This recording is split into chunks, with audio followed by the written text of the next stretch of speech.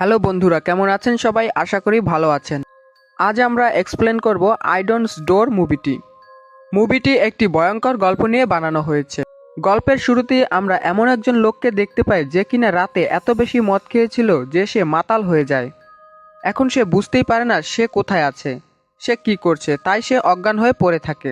কিন্তু আজকে সকালবেলা যখন সে তার নিজের চোখ খোলে তখন সে পুরোপুরি অবাক হয়ে যায়। সে দেখে তার সামনে একটি মরা ইঁদুর পড়ে আছে। এটা দেখে সে যখন উঠে দাঁড়ায় তখন সে বুঝতে পারে সে একটা রুমের ভিতরে বন্দি রয়েছে। ঘরটা দেখতে একটা সিন্দুকের মতো ছিল, সেখানে বিশাল বড় একটা দরজাও রয়েছে, সেখানে একটা আলমারিও ছিল।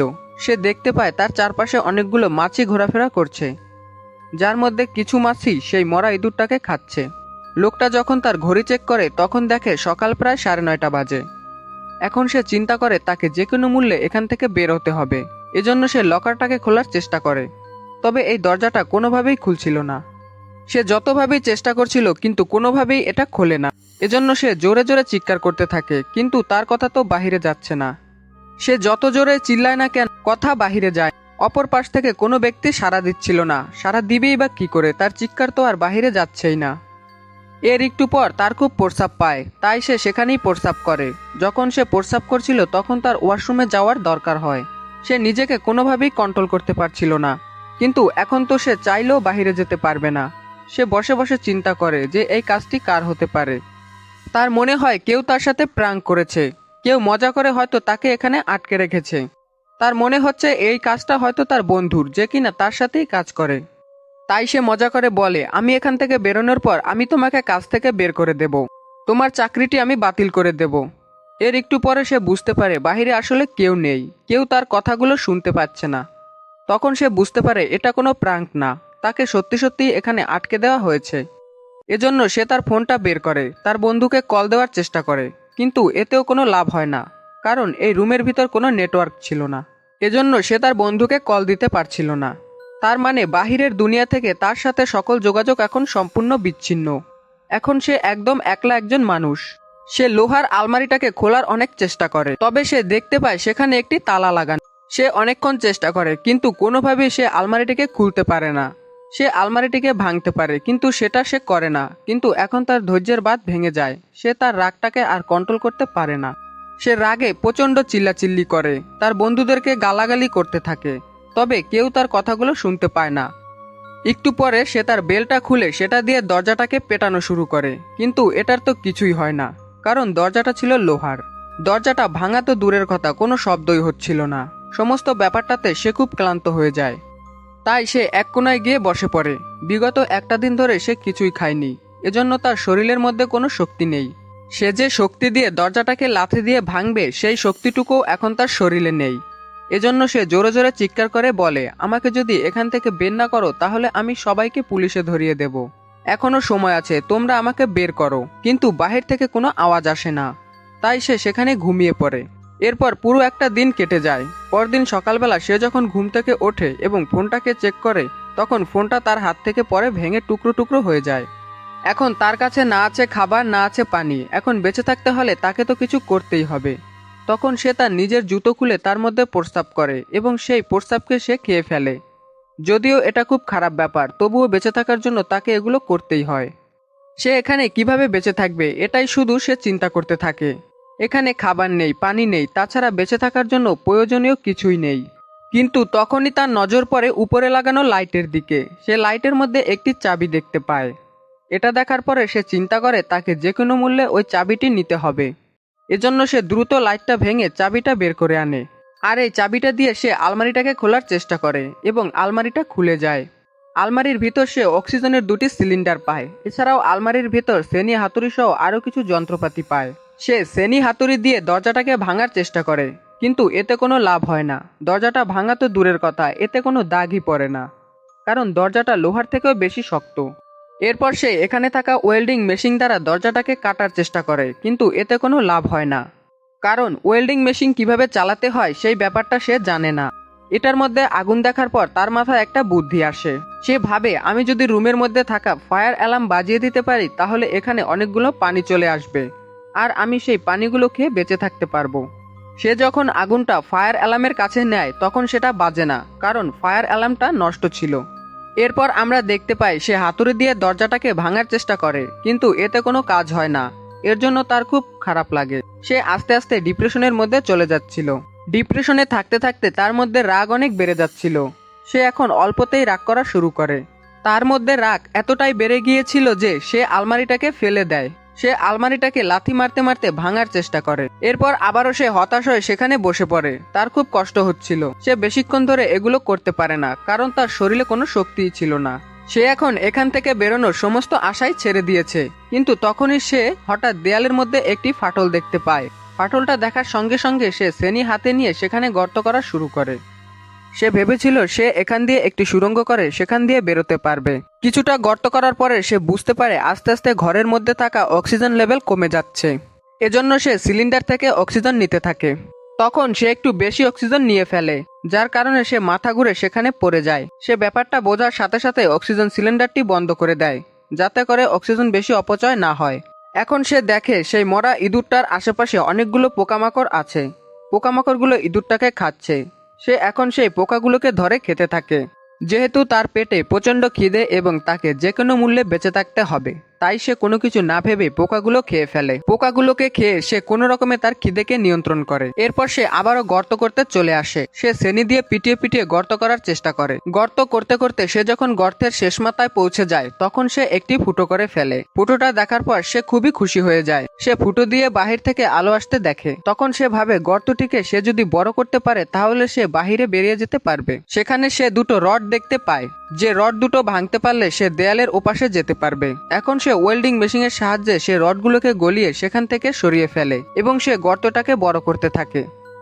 এরপর সে গর্ত করতে করতে গর্তটাকে সম্পূর্ণ তৈরি করে ফেলে।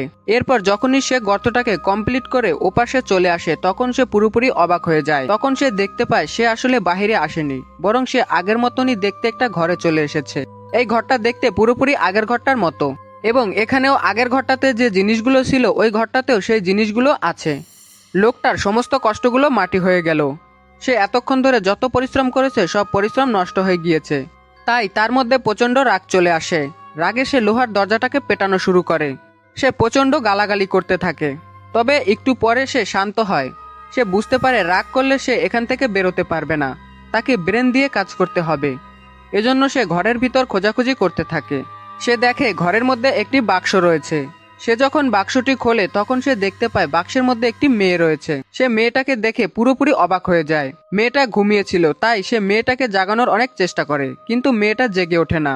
তখন সে ভাবে মেয়েটা হয়তো গভীর ঘুমের মধ্যে রয়েছে, কিন্তু সে মেয়েটাকে জাগানোর জন্য বারবার চেষ্টা করতে থাকে। ফলে হঠাৎই একবার মেয়েটার ঘুম ভেঙে যায়। মেয়েটা ওঠার পরে মেয়েটা ভয় পেয়ে প্রচণ্ড চিল্লাচিল্লি করতে থাকে। তখন দেখা যায় তারা একে অন্যের ভাষা বুঝতে পারে না। মানে দুইজন দুই দেশের, তাদের ভাষা সম্পূর্ণ আলাদা। তাই মেয়েটা চিল্লাচিল্লি করে সেখান থেকে পালানোর চেষ্টা করে। মেয়েটা পালানোর জন্য কোনো দরজা জ্বালানা পাচ্ছিল না, এজন্য সে সেই গর্তটা দিয়ে আগের রুমে চলে যায়। এদিকে লোকটা মেয়েটাকে সবকিছু বোঝানোর চেষ্টা করে, কিন্তু কোনো কিছুতেই কোনো কাজ হচ্ছিল না। এরপর সে শান্ত হয় সেখানে বসে পড়ে। তার মধ্যে এতটাও শক্তি ছিল না যে সে মেয়েটাকে আটকাবে এবং সবকিছু বুঝিয়ে বলবে। তাই সে এখন সিদ্ধান্ত নেয় সে ওই বক্সটার ভিতরে গিয়ে ঘুমাবে, এবং পরদিন সকালবেলা কি হবে সেটা পরেই দেখা যাবে। এরপর সে বাক্সটির ভিতর ঘুমাতে চলে যায় এবং তার গভীর ঘুম চলে আসে। তখন মধ্যরাতে মেয়েটা সেখানে এসে তার ঘুমটাকে ভাঙিয়ে দেয়। তখন মেয়েটা তাকে সেই ছেনিটা হাতে দিয়ে ইশারা দিয়ে গর্ত করতে বলে। যেহেতু সে এতদিন ধরে কাজ করে যাচ্ছে, তার শরীরের কাজ করার মতো আর শক্তি নেই। এখন তার বিশ্রামের দরকার। সে বিগত কয়েকদিন ধরে না খেয়ে রয়েছে, যার কারণে সে খুব ক্লান্ত হয়ে পড়েছে। লোকটা কোনোভাবেই শক্তি পাচ্ছে না কাজ করার মতো, এজন্য মেয়েটা নিজে গিয়ে গর্ত খুঁড়তে থাকে। কিন্তু মেয়েটা এই কাজটি করতে পারে না, কাজটা খুবই কঠিন ছিল। আর এর একটু পরে যখন মেয়েটার খুব প্রস্রাব পায়, তখন সে অন্য একটি রুমে আসে প্রস্রাব করার জন্য। যখন লোকটা এই ব্যাপারটা বুঝতে পারে, তখন সে মেয়েটাকে ফলো করে সেখানে চলে আসে আর মেয়েটাকে ইশারা করে কিছু একটা বলার চেষ্টা করে। তবে মেয়েটা সেটা কোনোভাবেই বুঝতে পারছিল না। তো এজন্য লোকটা তার জুতোটাকে খুলে তার কাছে দেয়। সে যেহেতু 3 দিন ধরে এখানে বন্দি, তাই পানি পিপাসায় তার গলাটা ফেটে যাচ্ছিল। লোকটা মেয়েটাকে ইশারা করে বলে তার জুতোর মধ্যে প্রস্রাব করে তাকে দিতে, কারণ এর মাধ্যমে সে তার পানির পিপাসা কিছুটা হলেও মেটাতে পারবে। মেয়েটা ব্যাপারটা বুঝতে পারে, তাই মেয়েটা জুতোর মধ্যে প্রস্রাব করে তাকে দেয়। এরপর সে সেটা খেয়ে ফেলে। তাকে বেঁচে থাকার জন্য এই জঘন্য কাজটাও করতে হয়, কারণ এটা করা ছাড়া তার কাছে আর কোনো উপায় নেই। তাকে যে কোনো মূল্যে বেঁচে থাকতে হবে। মেয়েটা ওই লোকটার ভাষা বোঝে না, কিন্তু মেয়েটা এখন বুঝে গিয়েছে এখানে জীবিত থাকতে হলে তাকে কি করতে হবে। এজন্য মেয়েটাও সেই প্রস্রাবগুলো খেয়ে ফেলে, কারণ এখানে বেঁচে থাকতে হলে প্রস্রাবগুলো খেতেই হবে। এরপর এই লোকটা তাকে পোকামাকড় খেতে বলে, কিন্তু মেয়েটা পোকামাকড় খেতে চাইছিল না, কোনোভাবেই সে সেগুলো খেতে পারবে না। এরপর লোকটা আবার গর্ত করা শুরু করে। এবার সে অনেকক্ষণ ধরে গর্ত করার পরও কেবলমাত্র অল্প একটু গর্তই করতে পারে। তো এটা দেখার পর মেয়েটা কান্না শুরু করে, কারণ এখান থেকে বের হওয়ার আর কোনো উপায় নেই। তাদেরকে যে কোনো মূল্যে এখান থেকে বেরোতে হবে। এটা দেখে ওই লোকটার খুব খারাপ লাগে, তাই লোকটা গান গেয়ে মেয়েটাকে শান্ত করার চেষ্টা করে। তো লোকটা কাজ করতে করতে হঠাৎই তার হাতের মধ্যে একটা বাড়ি লাগে, এজন্য তার হাত দিয়ে রক্ত বের হতে শুরু হয়। এটা দেখার পরে ওই মেয়েটা খুব দ্রুত তার মাথার ওড়নাটাকে খুলে সেটা দিয়ে তার হাতটাকে বেঁধে দেয়। আর এর ফলে তাদের মধ্যে একটা ভালো বন্ধুত্ব হয়ে যায়। তারা দুইজন ইশারাতে কথা বলতে থাকে। তখনই তারা দেখে লকারের দরজাটা অটোমেটিক খুলে যাচ্ছে। তখন তারা দুজনে মিলে সেই লকারের কাছে যায় আর সেই লকারটাকে খোলার চেষ্টা করে, কিন্তু লকারটা আবারও অটোমেটিকলি বন্ধ হয়ে যায়। আর একটু পর তারা চেষ্টা করতে করতে বুঝতে পারে তারা যদি উল্টো হয়ে লকারের দিকে যায়, মানে তাদের মুখটা যদি লকারের উল্টো দিকে থাকে, ততক্ষণ লকারটা খুলতে থাকবে। এজন্য তারা দুজন উল্টো হয়ে লকারের দিকে যায়, এ কারণে লকারটা অটোমেটিকলি খুলে যায়। তারা লকারটা দিয়ে এবার 3 নম্বর রুমে চলে আসে। তবে দুর্ভাগ্যবশত এবারও তারা দেখতে পারে এই রুমটাও ঠিক আগের রুমটার মতো, মানে আগের দুইটা রুমে যা ছিল এই রুমটাতেও তাই রয়েছে। তবে তারা যখন রুমটাকে ভালো করে চেক করে তখন তারা রুমের মধ্যে একটি কবর দেখতে পায়। কবরটা দেখে তারা দুজনে খুব অবাক হয়ে যায়। কবরটা দেখার পরে মেয়েটা দ্রুত সেই আগের রুমে যায়, সেখান থেকে মেয়েটা সকল জিনিসপত্র নিয়ে আসে। সে লকারটাকে খোলার অনেকভাবে চেষ্টা করে, কিন্তু কোনো কিছুতেই কাজ হচ্ছিল না। তারা সব রকমের চেষ্টা করে, কিন্তু লকারটা সেই লক অবস্থাতেই থাকে। এজন্য তারা সেই কবরের মধ্যেই গর্ত করতে থাকে, কারণ কবরের মধ্যে গর্ত করা ছাড়া এখন আর তাদের কাছে অন্য কোনো উপায় নেই। লোকটা অনেকদিন ধরে খাবার খায় না এবং সে অনেকটা কাজও করেছে, এজন্য সে খুবই ক্লান্ত হয়ে যায় এবং সে আস্তে আস্তে অজ্ঞান হয়ে যায়। মেয়েটা তার শরীরটাকে চেক করে, তার শরীরে অনেক জ্বর এসেছে। এটা দেখার পর মেয়েটা খুব হতাশ হয়ে যায়। মেয়েটা ঠিকঠাক ছিল, মেয়েটার কোনো কিছু হয় না, কারণ মেয়েটা কোনো ভারী কাজ করেনি। এখন তারা বুঝতে পারে কেন তাদেরকে এখানে বন্দি করা হয়েছে। আসলে যেই তাদেরকে বন্দি করেছে সে চায় তারা যেন একজন অপরজনকে মেরে ফেলুক, কারণ এখানে একটা কবর আছে। একজন ব্যক্তি এই কবরের মধ্যে থাকবে এবং অন্যজন ব্যক্তি এখান থেকে বেরিয়ে যেতে পারবে। এখন কে কাকে মারবে এটা হচ্ছে তাদের ব্যাপার। তো এসব কিছুর অবসান ঘটানোর জন্য লোকটা সিদ্ধান্ত নেয় সে মেয়েটাকে মেরে ফেলবে। তবে সে সাহস করে উঠতে পারছিল না, কোনোভাবেই মেয়েটাকে সে মারতে পারছিল না। যেহেতু তার মধ্যে বাঁচার ইচ্ছাও শেষ হয়ে গিয়েছে, সে আর কোনোভাবেই বেঁচে থাকতে চায় না। তো এজন্য সে নিজে কবরের মধ্যে শুয়ে থাকে এবং নিজের মৃত্যুর জন্য অপেক্ষা করতে থাকে। তবে এই মেয়েটাও তাকে মরতে দিতে চাইছিল না, সে তাকে থাপ্পড় দিয়ে সজাগ রাখার চেষ্টা করছিল। তবে এই লোকটার কোনো অনুভূতি ছিল না। লোকটা সেখানে পড়ে থাকে, সে এখন প্রায় মৃত্যুর দ্বারপ্রান্তে পৌঁছে গিয়েছে। তো এই সমস্ত ব্যাপারটা দেখার পর মেয়েটা সেই লোকটাকে কবর থেকে টেনে তোলে আর তাকে উপরে শুইয়ে দেয়। এরপর মেয়েটা দরজার কাছে গিয়ে চিল্লাচিল্লি শুরু করে, কারণ মেয়েটার মধ্যেও বেঁচে থাকার আর কোনো ভরসা ছিল না। মেয়েটাও দেখতে পাচ্ছে সেও মারা যাবে। দরজার বাহির থেকে কোনো শব্দ আসে না, তো এজন্য মেয়েটা সেখানে বসে কান্না করতে থাকে। তখন মেয়েটার মাথায় একটি বুদ্ধি আসে। তখন সে তার কান্নার পানিগুলো দিয়ে ওই লোকটার পানি পিপাসা মেটানোর চেষ্টা করে, যাতে করে লোকটা মারা না যায়। যদি লোকটা মারা যায় তাহলে মেয়েটাও বেশিক্ষণ বাঁচতে পারবে না, কারণ মেয়েটা খুব ভয় পেয়ে রয়েছে। সে একা একা একজন মৃত মানুষের সাথে এখানে থাকতে পারবে না। তো এত কিছু করার পরেও মেয়েটা দেখতে পাচ্ছে কোনোভাবেই লোকটাকে জাগানো যাচ্ছে না। সে আস্তে আস্তে করে মৃত্যুর দিকে চলে যাচ্ছে। তখন মেয়েটা একটা কাজ করে, সে লোকটার জামা কাপড়গুলো খুলে ফেলে আর এই লোকটাকে জাগিয়ে রাখার চেষ্টা করে। যদিও লোকটা বেহুশ অবস্থায় ছিল, তবুও সে কিছু কিছু বুঝতে পারছিল যে মেয়েটা তার সাথে কি করতে যাচ্ছে। আর ওই মেয়েটা যতবারই তাকে টাচ করছিল ততবারই তার মধ্যে কিছু অনুভূতি হচ্ছিল। এজন্য লোকটাও আর বেহুশ হয়ে যায়নি, সে এখন পর্যন্ত হুঁশের মধ্যেই রয়েছে। আর এমন করে তারা দুজনে সারা রাত পার করে দেয়। এরপর সকালবেলা যখন লোকটা প্রথম ঘুম থেকে ওঠে তখন সে দেখতে পায় মেয়েটা তার পাশেই শুয়ে আছে। এরপর লোকটা কোনো রকমে পাশের রুমে চলে যায়। লোকটা সেই বক্সের ভেতর থেকে কাপড় চোপড় এনে মেয়েটাকে কোনো রকমে ঢেকে দেয়। তো লোকটা আবারও বেহুশ হয়ে সেখানে পড়ে যায়, কারণ সে যত কিছু করার চেষ্টাই করুক না কেন তার শরীরে তো কোনো শক্তি নেই, সে এতদিন ধরে না খেয়ে রয়েছে। এরপর তারা হঠাৎই দরজার লকটা খোলার শব্দ শুনতে পায়। এটা শোনার পর তারা দুজনেই দরজার দিকে যাওয়ার চেষ্টা করে। তবে তারা দুজনে এতটাই ক্লান্ত হয়েছিল যে তারা দরজা পর্যন্ত যেতেই পারছিল না। তারা এবারও আগেরবারের মতো পেছন ঘুরে দরজাটার দিকে যাওয়ার চেষ্টা করে। তবে লোকটা এতটাই দুর্বল ছিল যে সে দরজা পর্যন্ত যেতেই পারছিল না। এজন্য মেয়েটা কোনো রকমে টেনে তাকে দরজা পর্যন্ত নিয়ে আসে। আর এবার ফাইনালি দরজাটা খুলে যায়। আর তখনই তারা খুব সুন্দর একটি দৃশ্য দেখতে পায়। তারা দেখে বাহিরের প্রকৃতি খুবই সুন্দর। তারা বাহিরের ঝর্ণা, পাহাড়, ফুল, পাখি খুব সুন্দর একটি দৃশ্য দেখতে পায়। তারা এমন সুন্দর দৃশ্য জীবনে আর কখনো দেখেনি। এটা দেখে তারা খুব খুশি হয়ে যায়। তাদের মধ্যে এতদিনের যে দুর্বলতা, ক্লান্তি ছিল সেগুলো নিমিষেই শেষ হয়ে যায়। এত সুন্দর দৃশ্য দেখার পর তারা একে অপরের দিকে তাকিয়ে একটা হাসি দেয়। আর এই চমৎকার মুভিটি এখানেই শেষ হয়ে যায়।